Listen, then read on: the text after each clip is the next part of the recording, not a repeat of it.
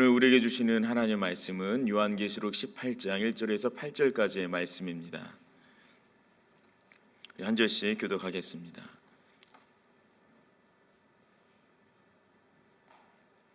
이 일 후에 다른 천사가 하늘에서 내려오는 것을 보니 큰 권세를 가졌는데 그의 영광으로 땅이 환하여지더라. 힘찬 음성으로 외쳐 이르되 무너졌도다 무너졌도다 큰 성 바벨론이여 귀신의 처소와 각종 더러운 영이 모이는 곳과 각종 더럽고 가증한 새들이 모이는 곳이 되었도다. 그 음행의 진노의 포도주로 말미암아 만국이 무너졌으며 또 땅의 왕들이 그와 더불어 음행하였으며 땅의 상인들도 그 사치의 세력으로 치부하였도다 하더라. 또 내가 들으니 하늘로부터 다른 음성이 나서 이르되 내 백성아 거기서 나와 그의 죄에 참여하지 말고 그가 받을 재앙들을 받지 말라. 그의 죄는 하늘에 사무쳤으며 하나님은 그의 불의한 일을 기억하신지라.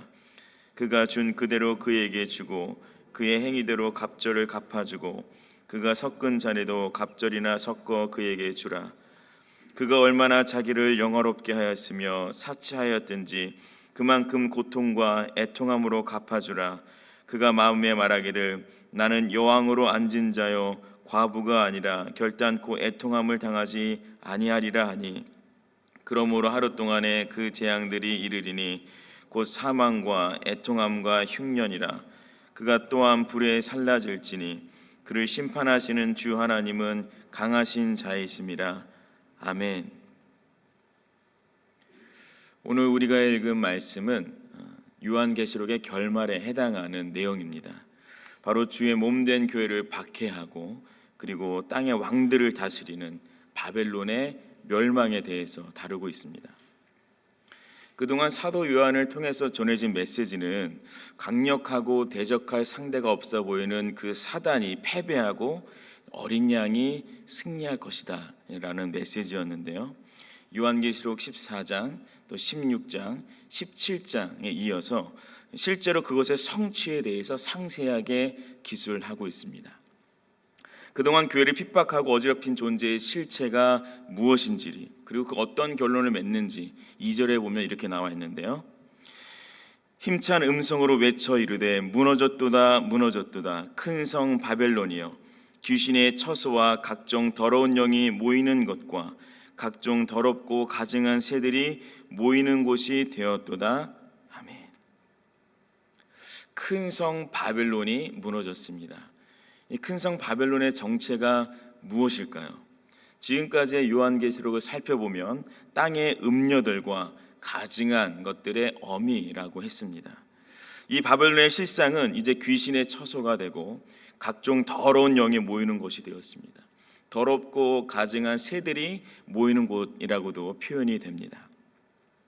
이전까지만 해도 그 세력이 왕성하였지만 마치 구약시대에 그 바벨론이 멸망한 후에 그 명성을 되찾지 못했던 것처럼 이 큰 성 바벨론 다시 회복되지 못하게 됩니다.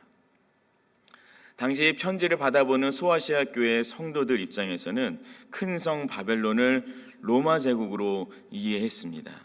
그들은 로마 제국의 종교와 문화 그리고 경제 안에서 살아갔던 자들입니다. 근데 로마 제국 안에서 살아간다는 것은 단순히 그리스도교를 반대하는 분위기에서 그들이 신앙생활을 했다라는 의미만은 아닙니다.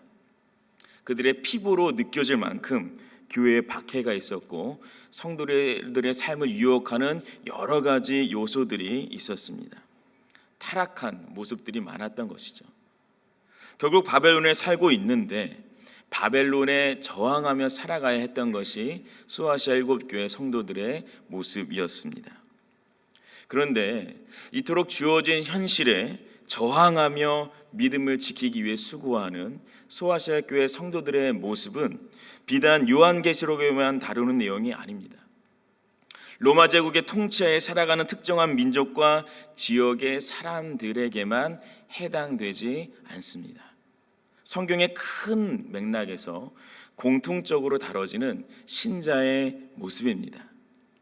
앤 저비스라는 신학자가 쓴 바울과 시간이라는 책을 보면 묵시록 관점에서 본 바울의 시간 개념에 대해서 이런 표현을 합니다. 바울의 서신서들을 보면 옛 시대와 새 시대, 그리고 악한 시대와 새 창조의 연결점을 강조했다라고 말을 합니다. 악한 시대는 지나가는 시대이고 새 시대는 다가오고 있는 중인 시대라고도 말합니다. 무슨 말이냐면 예수 그리스도를 내가 알기 전에, 믿기 전에는 옛사람으로 옛 시대를 살았습니다. 근데 그분이 나의 구세주가 되고 나의 주인이 되신다라는 고백과 동시에 나는 새 사람으로 새 시대를 살아가게 됩니다. 이것은 내면의 변화에만 국한되지 않습니다. 내가 눈으로 보고 삶을 살아내는 현실에서도 적용됩니다. 비록 지금은 예수 그리스도를 반대하고 부인하는 이 악한 현 시대를 살아가고 있지만 결국에는 예수 그리스도의 다시 오심으로 인하여서 새 하늘과 새 땅을 맞이하게 된다. 이러한 맥락이 성경 전반에 기록되어 있습니다. 요한계시록뿐만 아니라 성경의 일관적인 메시지라는 겁니다. 때문에 성경이 제시하는 그리스도인의 삶을 오늘 우리의 삶에서도 적용할 수 있는 것이죠. 그렇다면 성경이 제시하는 그리스도의 삶, 우리는 어떻게 반영할 수 있을까요? 먼저 이 바벨론의 실체에 대해서 분명히 알아야 되는데요. 7절에 이렇게 되어 있습니다. 그가 얼마나 자기를 영화롭게 하였으며 사치하였든지 그만큼 고통과 애통함으로 갚아주라. 그가 마음에 말하기를 나는 여왕으로 앉은 자요 과부가 아니라 결단코 애통함을 당하지 아니하리라 하니. 바벨론의 사상은 스스로를 영화롭게 하는 풍조를 가지고 있었습니다. 스스로 사치하는 문화입니다. 가장 높은 것과 가장 부한 것과 또 가장 좋아 보이는 것을 추구하고 매달리는 삶이 가득합니다. 한번 생각해 보세요. 내가 가장 높아지고 내가 가장 부해지고 또 내가 가장 좋아지는데 열중하다 보면 자연스레 누구와 멀어지게 될까요? 하나님과 멀어지게 되겠죠. 하나님에 대해서 덜 생각하게 되고 하나님을 덜 가까이 하게 됩니다. 그러다 보면 하나님 없이 나 혼자서도 살 수 있는 여건들이 만들어집니다. 바벨론에 압도되어 살아가는 사람들이 겪어야 했던 유혹과 시험들은 그들만의 도전이 아니라 오늘을 살아가는 그리스도인들에게도 당면한 현실이라고 생각이 듭니다. 그런데 그렇게나 영원할 것 같았던 바벨론의 최후가 어떻게 그려지는가? 8절에 보면 이렇게 되어 있습니다. 그러므로 하루 동안에 그 재앙들이 이르리니 곧 사망과 애통함과 흉년이라. 그가 또한 불에 살라지리니 그를 심판하시는 주 하나님은 강하신 자이심이라. 아멘. 바벨론의 멸망은 하루면 족하다. 높아진 만큼, 사치한 만큼, 그만큼 고통과 애통함으로 흉년이 처해질 것이다. 이 말씀은요, 단순히 부유하면 심판받고 가난하면 보상받는다라는 뜻이 아닙니다. 심판하시는 분이 분명히 계신데 아랑곳하지 않고 사는 자들에게 사망과 애통함과 흉년이 내린다는 뜻입니다. 바벨론 위에 아무도 없는 것처럼 살았는데 이제는 정말 그 위에 계신 분의 심판이 내려진다는 겁니다. 그렇게 화려해 보이고 영원할 것 같았던 바벨론, 그 누구도 당해낼 수 없어 보였던 그 음녀가 단숨에 멸망하는 것이죠. 이것이 바로 큰 성 바벨론의 실체이고 그 최후입니다. 그렇다면 오늘 이 말씀을 묵상하는 우리는 어떤 말씀을 붙들고 삶으로 나아가야 될까요? 우리 4절의 말씀을 우리 한 목소리로 한번 읽도록 하겠습니다. 또 내가 들으니 하늘로부터 다른 음성이 나서 이르되 내 백성아 거기서 나와 그의 죄에 참여하지 말고 그가 받을 재앙들을 받지 말라. 아멘. 내 백성아 거기서 나와라. 이 문장이 낯익은 이유가 있습니다. 성경에 처음 쓰인 표현이 아니고요. 창세기 19장에 보면 소돔과 고모라 땅에 살고 있는 롯이 그곳에서 나오라고 할 때 처음에 들려진 메시지가 이 표현으로 쓰였습니다. 예레미야 50장에도 보면 바벨론의 함락 직전에 이스라엘 백성으로 하여금 그곳에서 나오라고 할 때에도 이 표현이 쓰였습니다. 사도 요한에게 들려진 이 음성은 로마 제국 아래에서 매일매일 신앙의 경주를 감당하는 신자들에게 간곡하게 전해지고 있습니다. 내 백성아, 거기서 나와라. 그 나라에서는 괜찮고 그 나라에서는 자연스럽고 당연하게 여겨져서 지금은 전혀 문제되어 보이지 않지만, 그러나 그 나라 위에 계신 하나님 보시기에 온전치 못한 삶에 빠져 있다면 거기서 나와라. 이 말씀을 처음 접했을 때 저의 첫 반응은 약간의 안도였습니다. 충분히 안도하고픈 바람이지만 실제로는 약간 안도했습니다. 제 현재 위치가 바벨론에서 나와야 할 정도로 생각되지 않았기 때문입니다. 그만큼이나 제가 바벨론에 묶여있는 삶을 산다고 생각되지 않았습니다. 그런 설교를 준비하면서 이런 질문을 하게 됐습니다. 오늘을 살아가는 나의 희로애락은 어디에 묶여있는가? 우리 중에 아마도 돈과 명예를 특심으로 탐하는 경우는 흔치 않을 겁니다. 돈과 명예를 얻기 위해서 하나님도 제껴놓고 달려나갈 사람 없을 거라는 거죠.